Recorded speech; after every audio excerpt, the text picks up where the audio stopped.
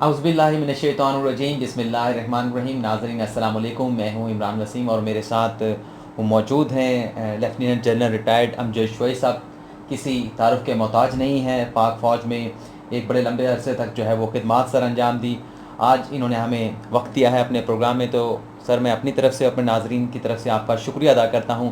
تو امجد صاحب، بات چیت کا آغاز کریں گے۔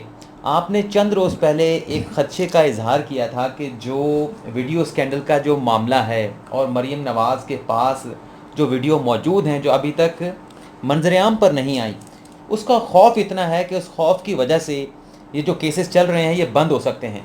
اور آج ٹرائل کورٹ میں یہ ہوا ہے کہ ایف آئی اے نے عدالت کو یہ کہہ دیا ہے کہ جو 3 ملزمان انہوں نے گرفتار کیے تھے، ناصر جنجوعہ تھے، غلام جیلانی تھے، خرم یوسف تھے، انہیں کسٹڈی ریکوائرڈ نہیں ہے، عدالت چاہے تو انہیں بری کر دیں۔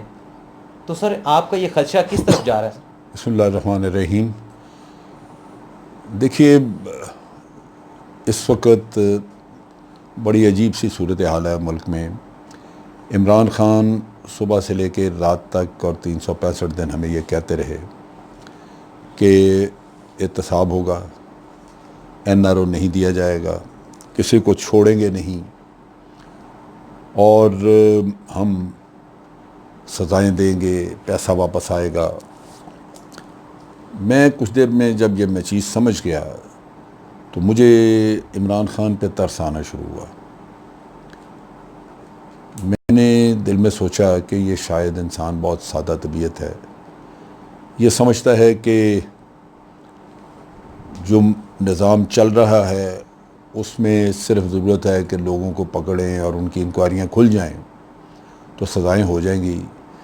تو یہ میرا خیال ہے کہ بہت بڑی بھول میں بیٹھا ہوا ہے۔ حالات ایسے نہیں ہیں۔ 2 چیزیں ہیں، ایک تو کرپٹ لوگوں کے پاس پیسہ اتنا زیادہ ہے کہ وہ تمام انڈیویجولز کو، وکلاء کو، ججوں کو، اور چاہیں تو نظام پورا خرید لیں۔ پیسے لگانے کوئی ان کے لیے مسئلہ نہیں ہے۔ جب آپ کے پاس اربوں روپیہ ہو، جب آپ لوگوں کو خرید سکتے ہیں، آپ پیسہ واپس کیوں دیں؟ جب آپ کو پتہ ہے کہ پیسہ لگا کے آپ بری ہو سکتے ہیں تو آپ پیسہ واپس کیوں دیں یا سزا کیوں کاٹیں؟ یہ وہ چیز ہے جو بنیادی طور پہ حاوی ہے۔ اب پیسہ ہی دوسری طرف اپلائی ہوتا ہے۔ اگر کسی کو بلیک میل کرنا ہے تو پیسے سے آپ فلمیں خریدتے ہیں۔ ابھی یہ جو فلم جس سے جو ارشد ملک کی دکھائی، یہ 5 کروڑ میں خریدی گئی تھی۔ اب میں نے سنا ہے، کل مجھے کوئی کہہ رہا تھا کہ وہ 5 کروڑ چیک دیا تھا 5 کروڑ کا، وہ بھی غالباً باؤنس ہو گیا۔ خدا بہتر جانتا ہے، لیکن یہ چیز کنفرم تھی کہ 5 کروڑ کی ویڈیو خریدی گئی۔ یہ پیسہ ہے نا۔ آپ اور میں اگر کوئی ایسا کسی کو بلیک میل کرنا چاہیں اور ایسی ویڈیو لینی ہو تو 5 کروڑ آپ کے پلے ہے؟ یہ میرے پلے ہے کہ میں جا کے 5 کروڑ کی جا کے ویڈیو خریدوں؟ یہ تو حرام کا مال ہے، جس کے پاس وہی کر سکتا ہے یہ کام۔ اب مریم نے اپنی پریس کانفرنس میں کہا کہ میرے پاس اور بھی بہت ساری ویڈیوز ہیں، بہت ساری ہیں جو ہم نے مختلف جگہوں پہ رکھی ہوئی ہیں۔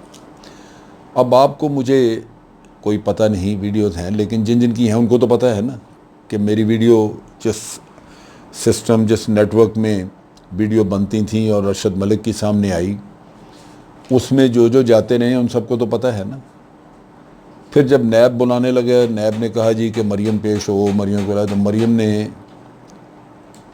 جو ڈائلاگ بولا اس پہ بھی آپ کو غور کرنا چاہیے تھا۔ انہوں نے کہا ڈرو اس وقت سے جس دن میں بول پڑی۔ یہ سنا آپ نے ڈائلاگ؟ سنا تھا؟ بالکل۔ بولنا کیا تھا اس نے؟ اس کو پتہ ہے کہ کس کس کی ویڈیوز اس کے پاس ہیں۔ اس نے صرف بتانا ہی ہے کہ جی آپ کی بھی دکھا دیں ویڈیو، تو اس کے بعد وہ معاملہ ختم ہو جائے گا۔ اسی طرح وہ دندنا کے لوگوں سے پوچھ رہے کہ مجھے نیب میں حاضر ہونا چاہیے یا نہیں۔ یہ دیدہ دلیری کی انتہا ہے۔ تو میں بڑا سوچتا رہا کہ یہ کیا قصہ ہے۔ تو میں نے یہی محسوس کیا کہ پیسہ کام کر رہا ہے ہر جگہ پہ۔ آپ 100 ویڈیوز خرید سکتے ہیں، اگر 5 کروڑ کی ایک ہے تو آپ اور بھی خرید سکتے ہیں، اور اس پیسے کے ذریعے آپ لوگوں کو بھی خرید سکتے ہیں۔ جہاں خریدا نہ جا سکے آپ اس کو بلیک میل کر سکتے ہیں۔ اگر آپ کو پتہ ہو کہ اس کی ویڈیو میرے پاس ہے تو آپ کو اس کو پیسے دینے کی ضرورت نہیں، آپ اس کو ویڈیو پہ بلیک میل کریں گے، وہ آپ کی بات ماننی شروع کر دے گا۔ لہٰذا عمران خان کو یہ سوچنا چاہیے تھا کہ پہلے تو ان اداروں کا گند صاف کرے، جن اداروں نے انویسٹیگیشن کرنی ہے، جن اداروں نے ٹرائل کرنے ہیں، جن اداروں نے قوم کو یہ پیسہ واپس لا کے دینا ہے، وہ ایف آئی اے ہے، ایف بی آر ہے، ایس سی سی پی ہے، نیب ہے، یہ عدالتیں ہیں، یہ وکلاء ہیں۔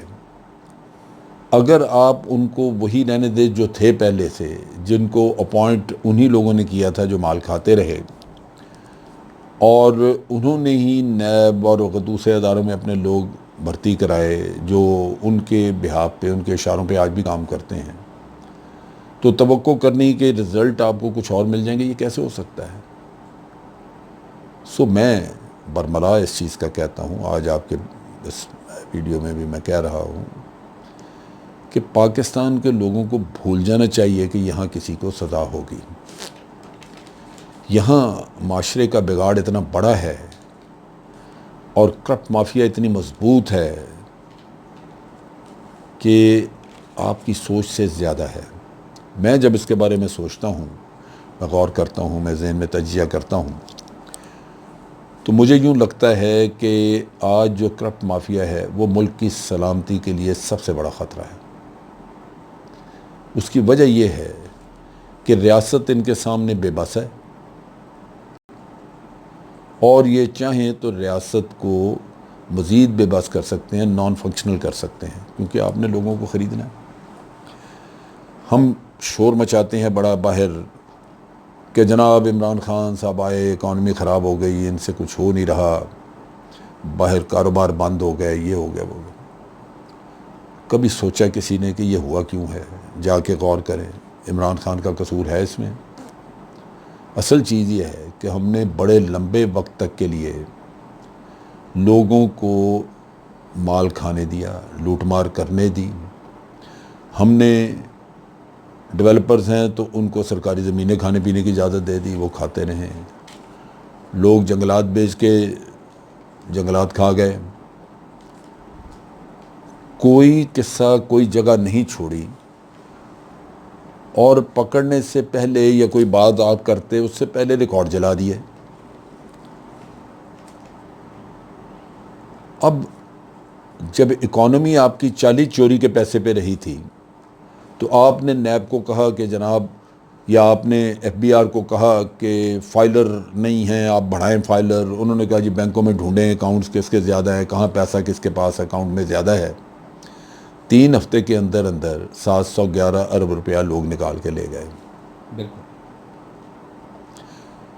اکانومی کیسے چلے گی؟ پیسہ باہر کوئی نہیں لگا رہا، سارا جتنا پلاٹوں میں، زمینوں میں اور ان چیزوں میں کاروبار آپ کو نظر آتا تھا، ڈیولپمنٹ ہو رہی ہے، بلڈنگیں بن رہی ہیں، یہ کاروبار سارا 2 نمبر پیسے پہ تھا، چوری کے مال پہ تھا۔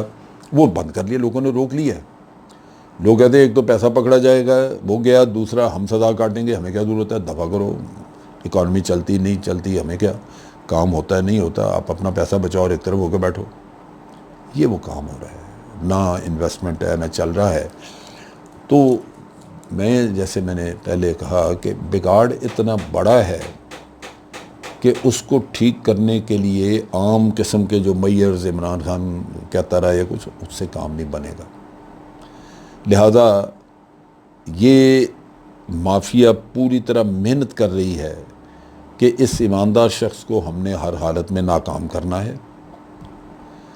اکانومی کے ذریعے، مہنگائی کے ذریعے جو پیدا کرتا ہے انہی لوگوں کی، اور پھر دوبارہ یہ گیم ہمارے ہاتھ میں آئے گی، اور اب جب آئے گی تو ہم غیظ و غضب کے ساتھ پاکستان کے اوپر ٹوٹ پڑیں گے اور پہلے سے کہیں زیادہ مال بنائیں گے تاکہ حسرتیں ساری پوری کر لی جائیں۔ تو سر جی، یہ جو آپ نے باتیں کی اس سے تو پھر یہ لگتا ہے کہ جو سابق جو حکمران گزرے ہیں، نواز شریف ہوں یا آصف علی زرداری ہوں، ان کے خلاف کیسز بند ہونے کے لیے جا رہے ہیں، یا ان کے ساتھ ڈیل ہو ہو جائیں رہی گے، ہے یا ڈھیل ہو ڈیل رہی ہے؟ شیل نہ ڈیل نہیں ہوگی۔ ان لوگوں کو بہت حد تک یقین ہے کہ ہم اس حکومت کو ناکام کرنے میں کامیاب ہو جائیں گے. اس میں ملک کا کیا بنتا ہے اس پہ نہیں ہے کسی کو خیال. آپ جو راگ سنتے ہیں وہ صبح شام یہی سنتے ہیں، یہ نکمے ہیں، یہ نالائق ہیں، ان سے کچھ نہیں ہو رہا. اصل چیز کے اوپر کوئی نہیں بات کر رہا کہ جی یہ جو چوری کا مال تھا وہ لوگ اندر لے کے بیٹھ گئے ہیں. اگر اتنی ہم ایماندار تھے، سب کچھ تھا، تو پھر ایف بی آر کو پیسے دینے میں یا پھر یہ ٹیکس کلیکشن میں تو یہ پریشانی نہ ہوتی. وہ سارے یہ آپ کو ایک ہی راگ الاپتے نظر آئیں گے کہ جی کاروبار ٹھپ ہو گیا، کچھ نہیں رہا، پاکستان تو بس بیکار ہو گیا، اور یہ نالائق گورنمنٹ تھی، اس نے ڈبو دیا. یہ سال میں سارا کچھ انہوں نے کر دیا، یہ ڈبو گئے. باقی جو پچھلے 10 سال گزار گئے انہوں نے کچھ نہیں کیا. یہ عوام کو بیوقوف بنانا. مجھے فکر ہے، جو مجھے پریشانی ہوتی ہے وہ ملک کی ہے کہ جن لوگوں کا نیچرلی جو کرپشن اور چوری چکاری کرتے ہیں ان کے اندر حب الوطنی کہنے کو ہوتی ہے، لیکن اگر ہو صحیح معنوں میں تو وہ کیوں چوری چکاری کرے، ملک کا مال کیوں لوٹے؟ اس کو ملک کے ساتھ ہمدردی ہوگی. اور دوسری یہ ہے کہ جو سرکاری مال یا کسی کے مال پہ عیش کرنا چاہتا ہے وہ اخلاقی اعتبار سے بھی گرے ہوئے اخلاق کا مالک ہے. سو جن کے اندر حب الوطنی بھی گرہن شدہ ہے، جن کے اندر اخلاقیات کا بھی فقدان ہے، تو ان سے یہ توقع نہیں کی جا سکتی کہ وہ ملک کے مفادات کو ترجیح دیں گے.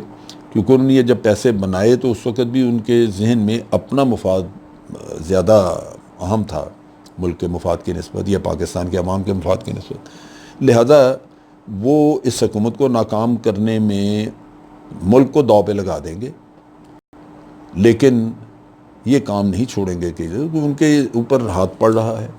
اگر عمران خان نے ادارے ٹھیک کر لیے ہوتے تو ابھی تک سزائیں ابھی. اب آپ دیکھیں نا کہ کتنی بڑی فرسٹریشن ہے.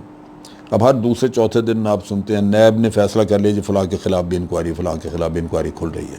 روز دو ایک بڑے نام آ جاتے ہیں. اور یار تم گولی مارو نہیں انکوائریوں کو. تم مجھے یہ بتاؤ 5 سال ہو گئے،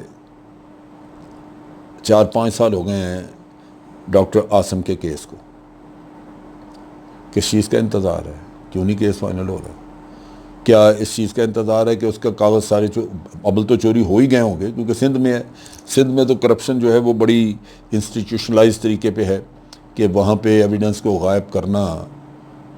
اس کی چھوٹی سی مثال آپ کو میں یہ دوں کہ ڈاکٹر عاصم کا کیس جو تھا یہ انیشلی جب رینجرز نے اس کو پکڑا تھا تو ڈاکٹر عاصم کا کیس تھا دہشت گردوں کی مدد کا، کہ اس نے اپنے ہاسپٹل میں دہشت گردوں کو علاج معالجہ کرایا. اب رینجرز کے پاس 90 دن رکھنے کا اختیار تھا، جی آئی ٹی وہ کرتے تھے. جب یہ کام مکمل ہو جاتا تھا تو مزید اس آدمی کو رکھنے کا ان کے پاس کوئی اختیار نہیں تھا. پہلے بھی جو ان کو رکھنے کا اختیار تھا اس میں بھی الٹیمیٹلی وہ پولیس کے حوالے کرنا تھا. پولیس پھر اپنی حوالات میں رکھتی ہے، پولیس کو جی آئی ٹی پکڑا دی جاتی ہے، پولیس ہی چلان وغیرہ بناتی ہے، کیس وہی چلاتی ہے، باقی سارا کام پولیس نے کرنا ہوتا ہے. رینجرز کے پاس کوئی تھانہ یا کوئی رکھنے کی جگہ یا کوئی ایسا ان کو نہ اجازت تھی نہ انتظام تھا. جیسے ڈاکٹر عاصم کی جی آئی ٹی پولیس کو پکڑائی 3 دن تھی وہاں پہ ان کو ملی ہوئی، 3 دن کا ریمانڈ انہوں نے لیا ہوا تھا. اس میں تمام گواہیوں کا قصہ نکال دیا. جو گواہ شواہ تھے اس میں ان کی جگہ پہ جعلی بیانات اور وہ قصہ گواہوں کا لگایا. کوئی بندہ مر چکا ہوا 10 سال پہلے، اس کا کہ دیکھیں جی یہ رینجر نے لگا دیا گواہ، یہ تھا جی دیکھیں 10 سال پہلے تو بندہ ہی مر گیا ہوا ہے، فلاں پتے پہ گیا جی وہاں تو یہ بندہ ہی نہیں ہے، رینجرز نے یہ لگا دی. میں نے رینجر سے کہا، میں نے کہا یہ کیا تم لوگوں نے کام کیا؟ یہاں شاہ زیب خانزادہ کے ذریعے انہوں نے پروگرام کرا دیا.